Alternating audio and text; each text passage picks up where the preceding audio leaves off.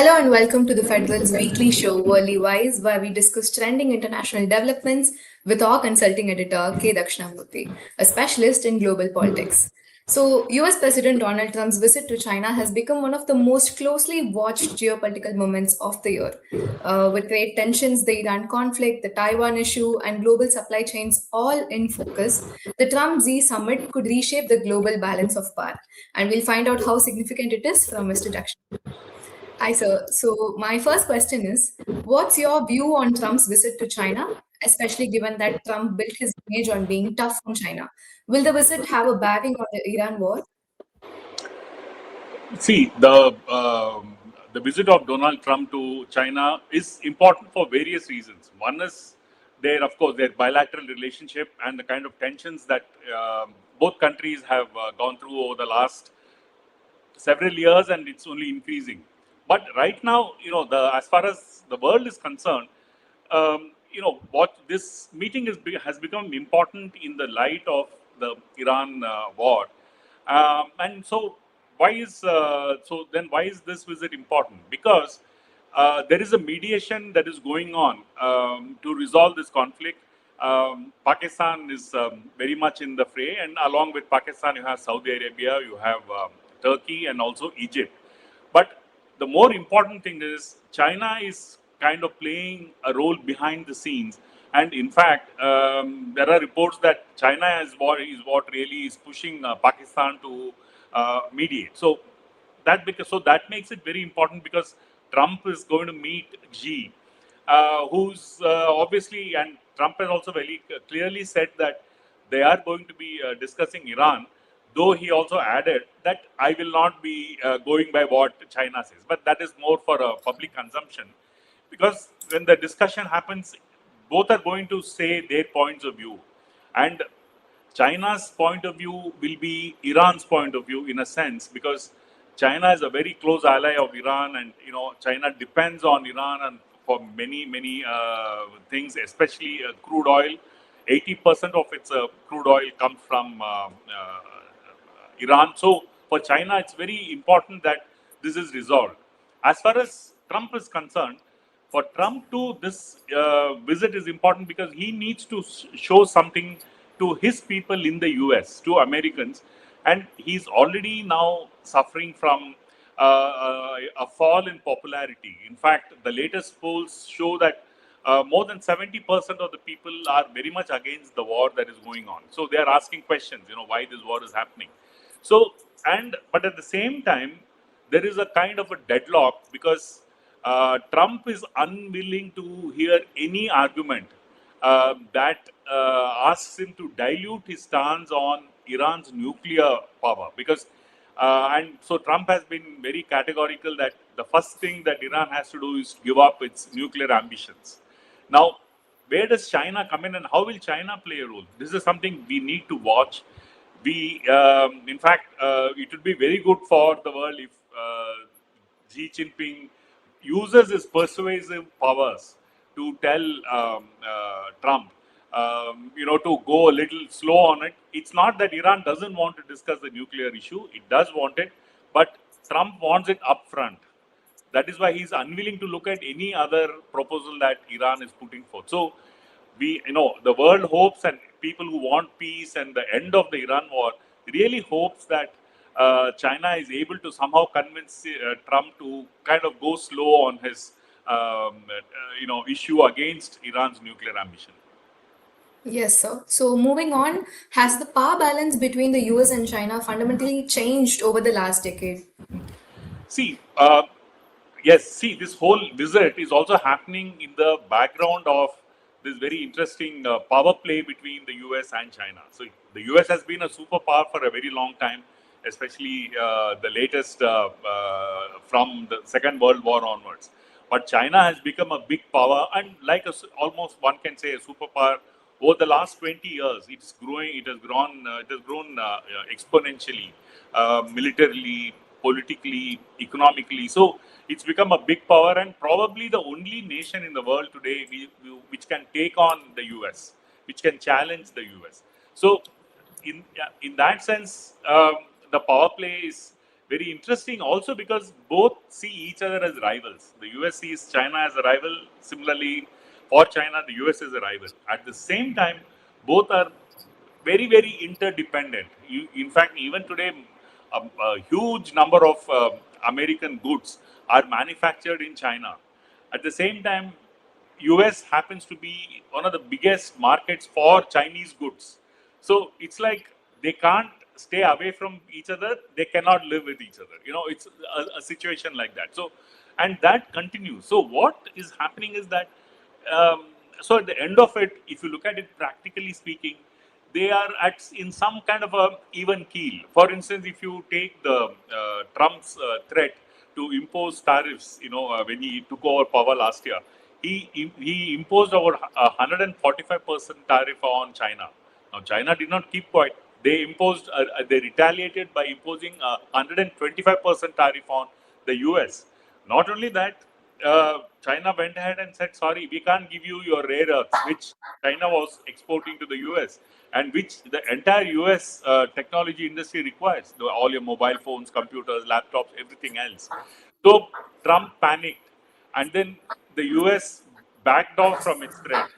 And right now, as we speak, there is a 1 year pause on trade conflict between this, especially regarding the tariff between China and the US. So you see how both the nations are in some ways on par, though each keeps taking a dig at each other. So from this point of view, in fact, this is another reason why what the Chinese president tells Trump is going to be important in the context of the Iran war, because really right now the world wants the conflict to end.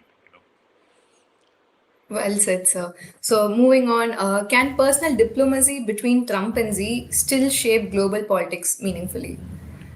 See, personal diplomacy in global politics is important, especially the personal chemistry between leaders. For instance, but then it may not work all the time because behind what, say, Trump feels about Xi or Xi feels about Trump, there are real issues which govern the nation. So they may like each other, they may appreciate each other, they may even admire each other, but there is a limit to that. For instance, if you take Trump, before the COVID, the COVID when it came up in 2020, Trump was all praise for Xi. In fact, that was a time when they had a very good bonhomie, personal bonhomie between Trump and Xi. So he went on to praise Xi for the great management of COVID in China and how they, with great difficulty, is managing and all that. And suddenly, when there was a pushback within the US and there was a kind of a rethinking, Trump turned completely against Xi and said it was China which was the cause of the coronavirus. In fact, he renamed it as the China virus. So what happened to that person relationship? It just went completely kaput. So you see that, the other example I can give you, a parallel example is of the relationship between Xi and not Xi, between Trump and Modi. Trump and Modi too had a great bonhomie, and Trump, Modi, in fact, the Indian Prime Minister Narendra Modi, he in fact went around, displaying how close he was to Trump, and the famous saying, "Ab ki baar Trump ki sarkar" and all that in Houston, in 2020. But then eventually he was defeated. So, but the point is, though it was a good relationship, what happened now when the tariffs were imposed, that this person relationship did not come in the way of the US and Trump imposing punitive tariffs on India. Not only the reciprocal tariff which he imposed on all countries, plus a 25% extra punitive tariff on India because India was buying oil from Russia, right? So that person relationship did not count.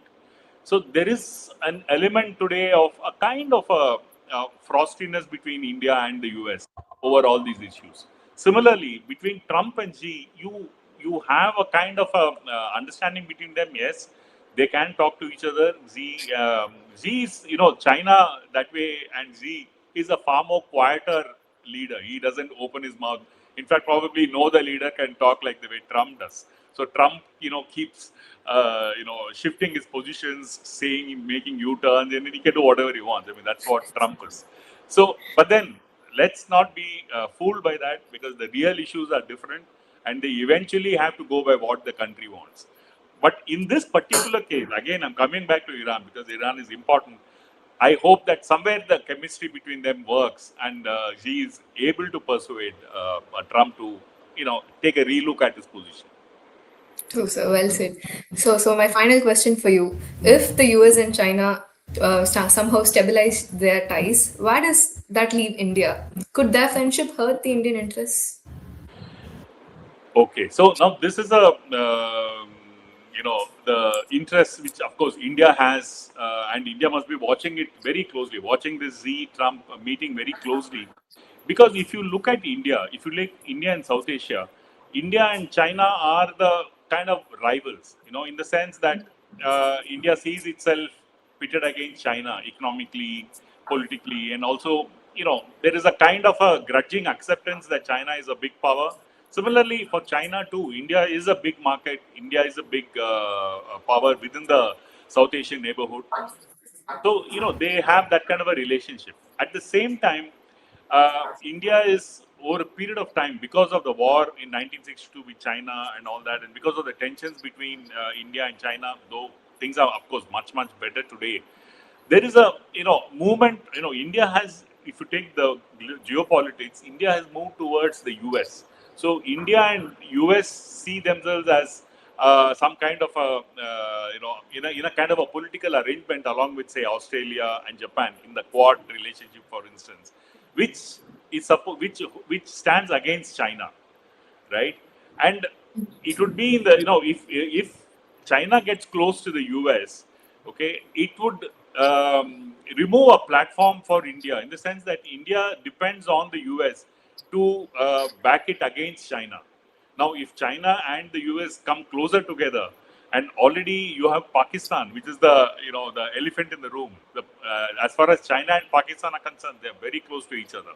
And today, what has happened is Trump is also relying now on Pakistan as far as this Iran war mediation is concerned. So India is already, as far as his foreign policy is concerned, is already feeling a little isolated.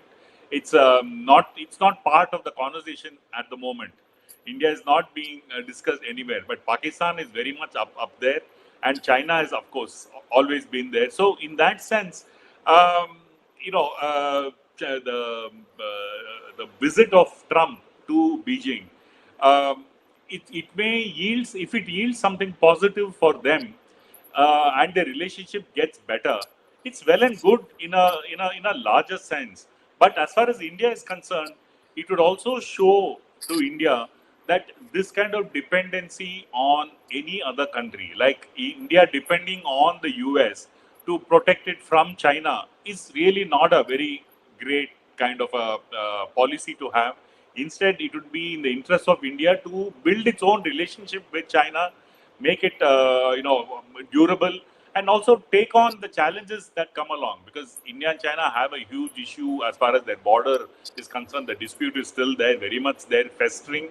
Once in a while, it crops up and then dies down. So India needs to deal with China on its own terms, rather than expecting a country like the US to back it, because the US is completely unpredictable, and especially somebody like Trump, it's several times more unpredictable. So what it shows for India, in fact, this whole meeting between Trump and Xi, and also Pakistan's backing by both Trump and China, both China and Trump are backing Pakistan, is not a very great sign for India, but it is also a reality check. In a way, it is probably a kind of a shock treatment for India, where it's forcing India to look at its foreign policies and options differently, so that it can, on its own, be far more stronger and more independent on its own terms. So this is the kind of impact this visit will have on India. But let us see. The next 3 days we'll get to know where we stand and what happens to this meeting, and its implications. Definitely, sir. Thank you very much for your time and your wonderful insights, sir. So, viewers, do keep in touch with the Federal for more worldly updates, and feel free to drop your thoughts in the comments. Thank you, sir.